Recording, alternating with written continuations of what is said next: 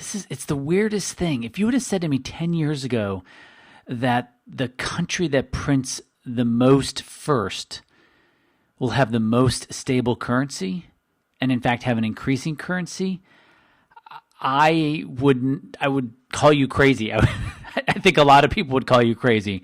And in fact, people would say that not only would that not be true, but that country that printed all of that money, there would be inflation or hyperinflation going on.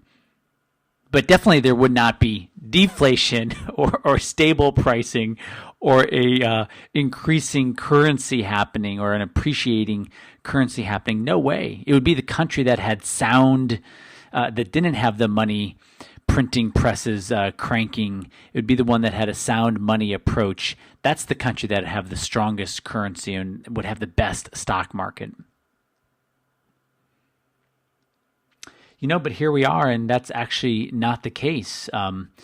Things are very weird these days. Now, the stock market knows all this stuff that we talk about and that I think about, and that Japan owns half of the ETFs in Japan. That seems pretty crazy. Japan has not imploded yet after 2.5 decades of ridiculous policies. They're still going, though they're not the second largest economy anymore. They're still the third largest economy. So, we definitely live in interesting times with lots of manipulation. And the thing is, this is what is to be expected. We are in a price to earnings contraction period. We're in a period where the PE ratio is contracting. It started as high as 45 in the year 2000, and here we are today, it's about 22. So yes, over the last 15 years, it's been cut in half, and it still has some more cutting to do. But this cycle we're in is a contraction cycle. I sometimes call it a physical asset cycle. I sometimes call it a rebalancing cycle. But these cycles, on average, last 18 years. And a contraction cycle, having the PE contract over time, always follows a cycle where the PE ratio is expanding, which was from 1982 to 2000. So here we are in this contraction cycle where things are very volatile, very unstable. And just like the last time we were in one from 1965 to 1982, there is a lot of instability and there's a lot of silly government intervention. And ultimately, we get through it in these 18-year periods, but not without a lot of volatility. Hey everybody, this is RC Peck, and this is my weekend podcast. And the theme for this weekend is called King Dollar. Would you believe it? The dollar is going higher. Now, I know why it went higher today, or at least why the news agency said it went higher today. And so we'll discuss this, and I want to show you specifically one price chart, but I want to show it to you a few different ways. So the price chart I want to show you is the US dollar index, and this is about a 2-year price chart. The red rolling line is the 200-day moving average, and as you can see, it stopped bottoming in August of 2014, or it stopped falling in August of 2014, and then started going up. And even though through the middle of this year, this is the line I'm talking about here, it was flattening out, but it never flattened out. It never fell. And in fact, now that the dollar has broken above this channel that it was in since the beginning of April of this year, that is very bullish for anyone who wants the US dollar to go higher. Now, when the US dollar goes higher, it has a lot of implications around the world. But before I get to those, let me just show you a couple other interesting things about the US dollar price chart. So the second thing is that the US dollar formed what's called a flag. So this is a technical chart formation. It's called a bullish flag, where there's a very large move in the underlying asset, and then it consolidates for a while, and it consolidates kind of moving lower and lower, and then it breaks up and to the out, or it breaks out into the upside, which it just did today. It broke out of this flag, what's called a bullish flag. And so if that's the case, we've got a lot of room to run with the US dollar to the upside. The other thing I noticed about the US dollar, and I'd been tracking it for a while, it's the same price chart I'm showing you the US dollar. It still has that 200-day moving average, but it's got this Fibonacci retracement line on it. And this line right here is its 38% Fibonacci retracement line. This is the 50%, and this is the 62%. So The dollar did a very strong move up from May of 2014, peaking out in March of 2015, a little over a year, and then it consolidated and fell down to its 38% Fibonacci retracement line. In fact, it hit it once here, hit it twice, hit it 3 times. So it tested that 38% retracement line 3 times. So what we have here is a very bullish setup for the dollar to move much higher than maybe anyone could imagine. And I have to say, it is amazing that the strongest currency can be the one run by the country that has printed trillions of dollars and had trillions of additional dollars in deficit spending in their government. It's pretty phenomenal that it's happening. And yet this is what's happening. Millions or tens of millions or hundreds of millions of free voting investors are saying, yes, give me more of that dollar. I want more dollar, which means the euro is going to go lower.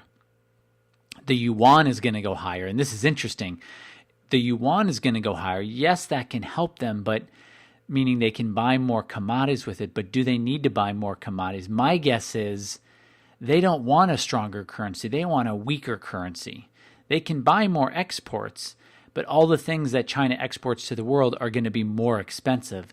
So this will be very interesting to see how the Chinese government reacts or acts or manages the Chinese yuan going up even higher, because right now the Chinese yuan is pegged to the US dollar. So it's very interesting what we see happening. Now, what's the takeaway?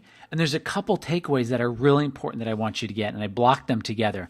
So the first takeaway is, as much as I want precious metals to go higher, and as much as it's been so painful for precious metals to be falling since September of 2011, it's been very painful. 2012, 13, 14, 15. For gold, gold's been falling for 4+ years. For silver, it's been 4.5 years. And people are just saying, Uncle, like, please just don't, no more. I can't handle it. But look, with the dollar breaking out into the upside, that is going to put huge downward pressure on gold or on precious metals. And in fact, that's what's going on right now. Commodities itself, not every single commodity in the world is priced in dollars, but a lot of the major ones are. So it's going to be very interesting to see how the general commodity index is going to fare to this US dollar strength. And energy. Energy is the largest traded commodity in the world. The second largest is coffee. So it will be interesting to see how does oil stabilize and not break down. If so, that's going to help support all the energy stocks. And if it does break down, that's going to hurt energy stocks, or at least we'll be able to see how energy stocks react to it.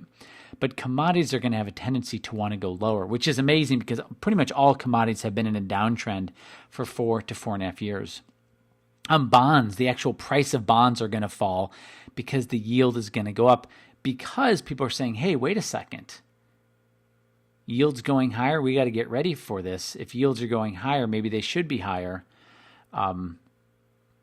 because interest rates are going higher, which means maybe people are locking in the bond rate now, right? So the bond price is going down.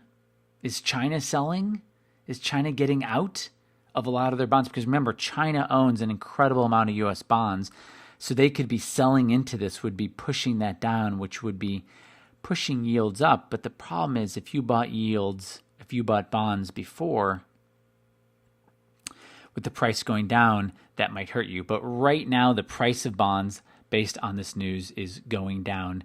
But it's not a definitive, because bonds have been in a kind of a triangle position, meaning they're just going back and forth, up and down, right? But they haven't broken out themselves. But right now, bonds are down. Interest rates are up, which means banking stocks and insurance stocks will be up, and utility stocks will be down. So the move in the dollar has a big implication, big impact on the world, especially there's a lot of foreign governments, a lot of foreign entities that have borrowed in US dollars, and that means paying back is going to be much more difficult. So it's going to hurt emerging markets. So it'll be interesting to see how emerging markets set up to support themselves. Hey guys, this is just another step in helping you protect your portfolio and protect your future. Until next time, this is RC Peck.